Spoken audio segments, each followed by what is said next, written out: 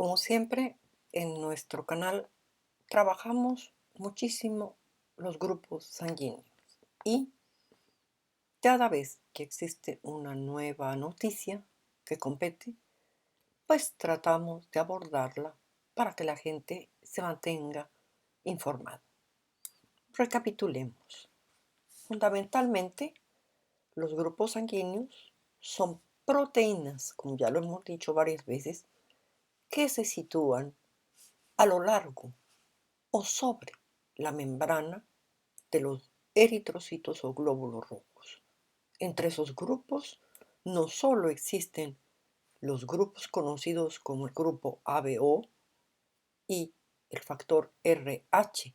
Existen muchísimos grupos más, veamos por ejemplo, como lo que es el CD238 o KEL, el CD234 o DUTFI. Tenemos también esta banda, aquí, en donde nos estamos situando, fundamentalmente, que atraviesa la membrana de los glóbulos rojos o eritrocitos, en donde se encuentra situado el factor RH, fundamentalmente, y otros grupos más que no vamos a entrar a mencionar. Todo esto para decir que, por ejemplo, el grupo ABO se encuentra situado en una parte externa. Son proteínas externas que no atraviesan la membrana y aquí tenemos el grupo ABO o el grupo Lewis, por ejemplo, entre otras. Esto para que se sitúen una vez más y no me cansaré de decirlo. El día de hoy, como lo dije, nos ocuparemos de un grupo sanguíneo que tiene la particularidad que tiene los genes ubicados en el cromosoma X, o sea, en el cromosoma materno, y es el grupo sanguíneo XG, que a veces también se lo conoce como XGA. El sistema XG fue el último grupo sanguíneo que se descubre dentro del genoma humano. En el 62 se descubre el sistema XG y se detecta un nuevo anticuerpo en el sérum de una mujer que había tenido a un hijo con incompatibilidad feto-materna. Se le denominó anti-XGA. Este sistema está controlado por un locus dentro del cromosoma X. Los alelos eran XGA, XG, donde XGA es dominante sobre XG. La posibilidad de obtener anticuerpos XGA es muy pequeña, es decir, que la probabilidad de que una persona se inmunice es muy pequeña. El polimorfismo denominado RS311103, que es el que va a modificar el sitio de unión de un factor de transcripción a la zona reguladora de la expresión del gene XG.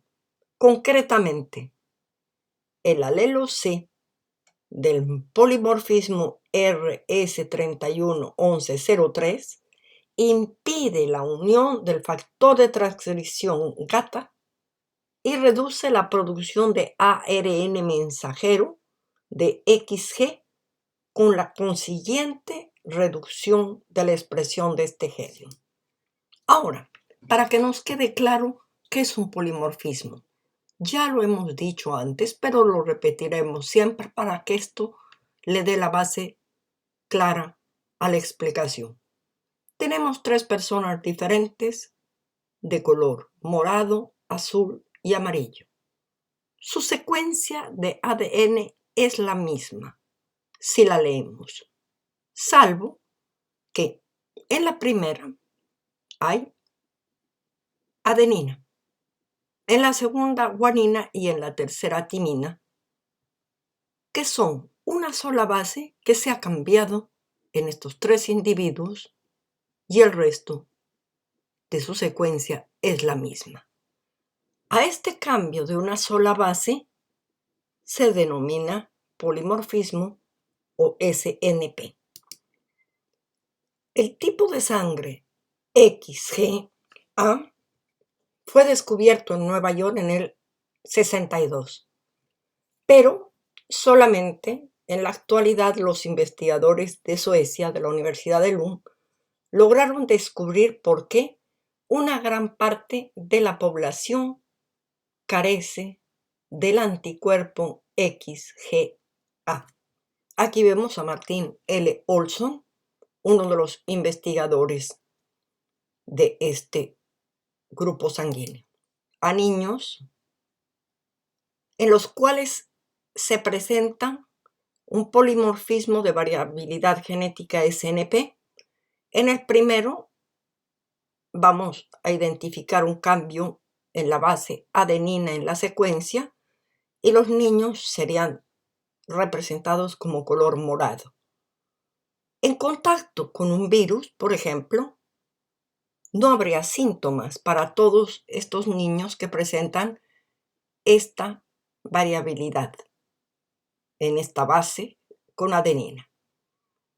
Los niños que están representados en color azul tendrían una base que ha cambiado, que sería la guanina, dentro de la secuencia. Ellos, frente a los virus, presentarían unos síntomas leves. Y tendríamos a unos niños en los cuales en su secuencia genética ha cambiado la timina. Entonces están representados por un color carne, y los niños que presentan este cambio presentan síntomas graves. De esta manera se puede ver cómo el hecho de que haya una variabilidad genética en una sola base dentro de una secuencia va a hacer que se manifiesten diferentes síntomas, por ejemplo, frente a un virus. Ahora, el grupo sanguíneo XG está caracterizado por la presencia de antígenos XG en la superficie de los eritrocitos y es uno de los únicos grupos sanguíneos cuyos genes responsables están localizados en el cromosoma X o materno. En la práctica, en realidad es solo un sistema más sanguíneo que ha sido muy importante, puesto que ha eludido mucho a los médicos e investigadores a lo largo de los años. 1/3 de todos los hombres y 1/10 parte de todas las mujeres carecen de la proteína XG, que transporta este tipo de sangre XGA en sus glóbulos rojos. Es decir, son negativos para XGA. Además, la función de la proteína aún no se conoce muy en detalle. Se sabe que es la proteína G. Resumamos. El conocimiento de los distintos tipos de sangre implica también conocer el detalle de cuáles son los genes que van a dar origen a estos grupos sanguíneos. Y cuando hablamos de grupos sanguíneos estamos hablando fundamentalmente de proteínas que se encuentran localizadas en la membrana, como lo hemos visto.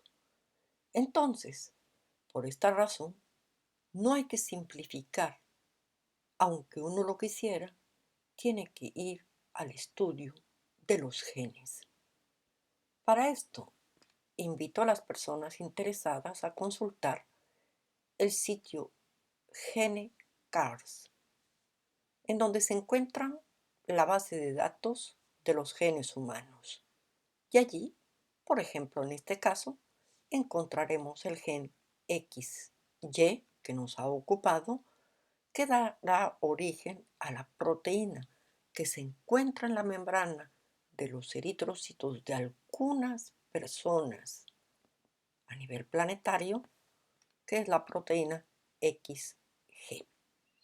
Ahora, la proteína XG es una glicoproteína y ella va a estar implicada en las funciones fundamentalmente de transmisión de electrolitos. Esto quiere decir que es un receptor de iones. Ahora, en esta parte del cromosoma X, que lo tenemos las mujeres, se encuentra el locus que va a codificar esta proteína que da origen al grupo sanguíneo XG. Espero poder haber resumido de una manera comprensible este grupo sanguíneo y sus pequeñas particularidades y, sin más, por el momento me despido de todos hasta el próximo programa. Gracias.